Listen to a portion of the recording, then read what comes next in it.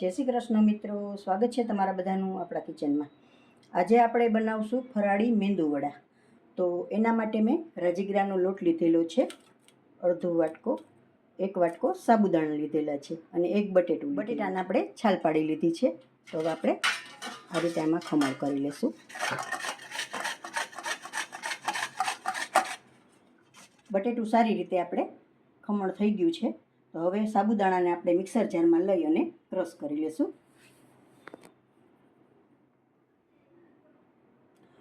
સાબુદાણા આપણે સારી રીતે ક્રશ થઈ ગયા છે। જો આ રીતે પાવડર બની ગયો સરસ, આ રીતે રાખવાનું છે।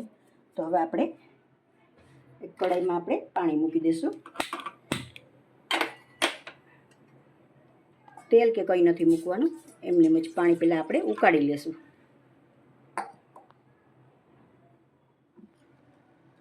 પાણી આપણું ગરમ થઈ ગયું છે। આપણે 1 નાની ચમચી જીરું એડ કરી દઈશું, અડધી ચમચી નિમક,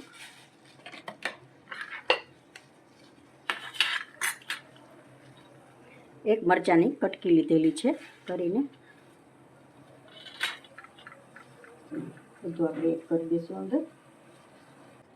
તો પાણી આપણું સારી રીતે ગરમ પણ થઈ ગયું છે। તો હવે આપણે આ બટેટું છીલેલું ખમણેલું છે એ આપણે એડ કરી દઈશું।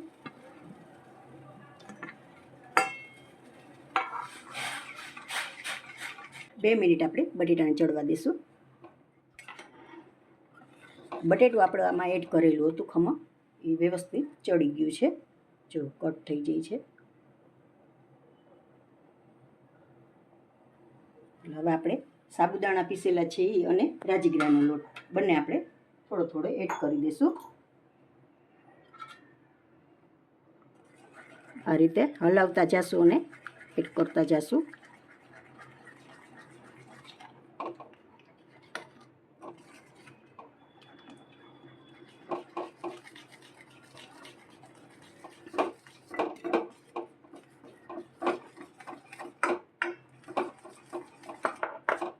સારી રીતે પહેલાં મિક્સ કરી લઈશું આપણે।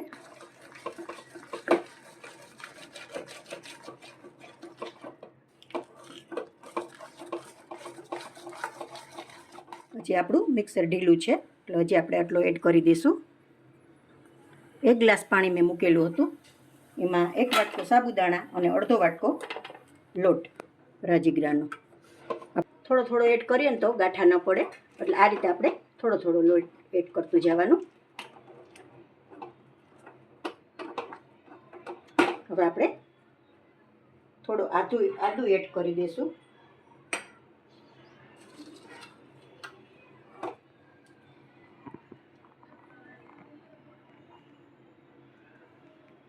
ખમણી અને આદું આપણે એડ કરી દઈશું।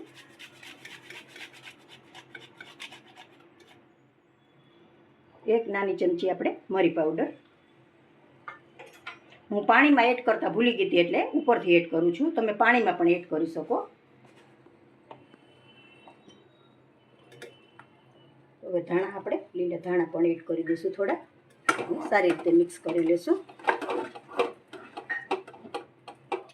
આપણે 1 ચમચી જેટલું તેલ એડ કરી દઈશું, સારી રીતે આપણે હલાવી લેશું। જો એકદમ સરસ મિક્સર થયું છે આપણું, તો હવે રેડી છે। હવે 2 મિનિટ માટે આપણે ઠરવા દઈશું। મિક્સર આપણું ઠરે ત્યાં સુધીમાં આપણે ફરાળી ચટણી બનાવી લેશું। તો એના માટે મેં લીલા ધાણા લીધેલા છે, તીખા મરચાં લીધેલા છે 2 થી 3, આદુનો ટુકડો લીધેલો છે, અડધું લીંબુ અને સિંગદાણા। તો હવે આપણે મિક્સર જારમાં લઈ લેશું। આપણે બધું એક યારે આમ એડ કરી દઈશું।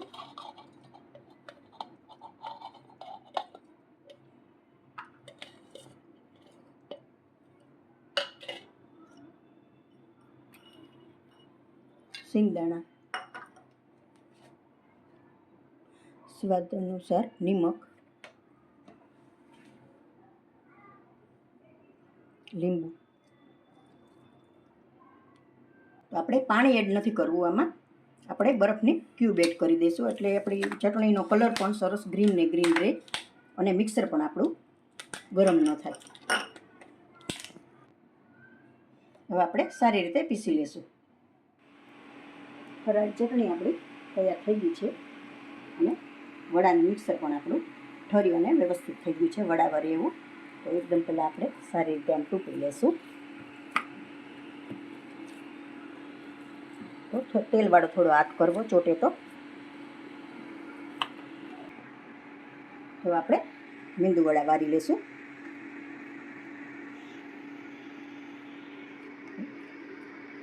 એક લુઓ હાથમાં લઈ લેશું. આ રીતે આમ ગોળ વાળી લેશું. થોડું એવું તેલ લગાવવું એટલે હાથમાં ચોટે નહીં. અને સાબુદાણા અને રાજગરાનો લોટ બને હોય ને એટલે આ રીતે આમ થેપલી કરી ને પછી આ રીતે હોલ પાડી દેવાનો બંને સાઈડથી.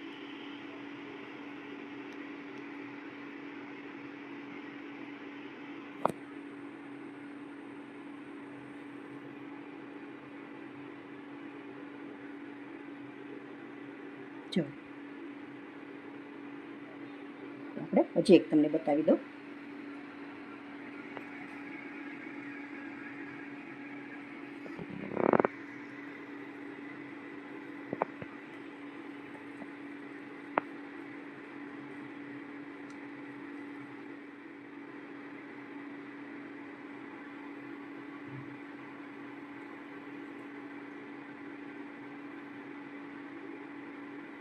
થોડા એવા ફાટે તો કંઈ બીવાનું નહીં, સરસ જ થશે. જો એકદમ સરસ થયું. તો આપણે આ રીતે આપણે બધા વાળી લઈશું. મેંદુવડા આપણા બધા બનીને તૈયાર છે. તો હવે તળી લેશું આપણે. તો એના માટે મેં તેલ મૂકેલું છે ગરમ થવા. તેલ થઈ જાય એટલે આપણે મેંદુવડા તળી લઈએ. તેલ આપણું સારી રીતે ગરમ થઈ ગયું છે. તો હવે આપણે મેંદુવડા એડ કરી દઈશું. ગેસની ફ્લેમ મેં ધીમી જ રાખેલી છે.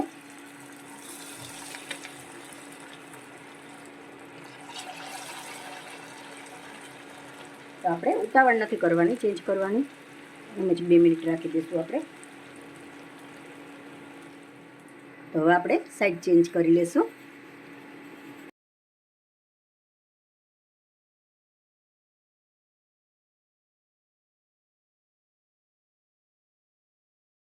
જો એકદમ સરસ તળાઈ અને ક્રિસ્પી થઈ ગયા છે.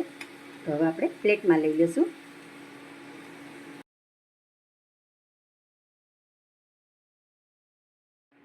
તો બીજા પણ આપણે એડ કરી દઈશું.